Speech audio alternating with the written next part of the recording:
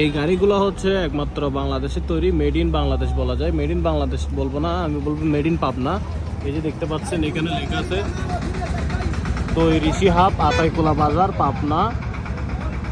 তো এইগুলো হচ্ছে মূলত ইঞ্জিন চালিত। ইঞ্জিন হচ্ছে কিরকম, যে ধান কেটে যে পানি দেয়, পানি দেওয়ার যে মেশিনগুলো রয়েছে, মেশিনগুলো দিয়ে চালিত হচ্ছে এই ধরনের যানবাহনগুলো। আপনারা এখানে অসংখ্য এরকম যানবাহন দেখতে পারবেন। যদি পাবনায় কখনো আসেন তাহলে আপনারা এই ধরনের গাড়িগুলো দেখতে পারবেন।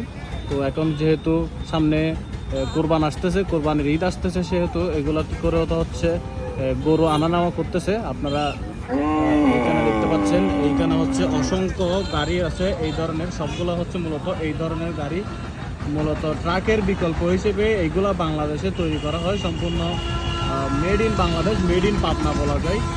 তো এই গাড়িগুলো আপনাদের কাছে কেমন লাগে একটু জানাবেন। আপনাদের কাছে কি মনে হয়, এগুলো কি সুবিধাজনক নাকি ট্রাকের থেকে এগুলোতে খরচ বেশি, একটু জানাবেন। সামনেই কিন্তু একটি ট্রাক রয়েছে, এই হচ্ছে ট্রাক। তো এই ট্রাকের বিকল্প বলতে গেলে হচ্ছে এগুলা। এই যে আরেকটা আসতেছে, এই দেখেন, এই যে আরেকটা আসছে। তো এই ধরনের যানবাহনগুলো কতটুকু ব্যবহারযোগ্য সেটা আপনারা কমেন্টে জানাবেন।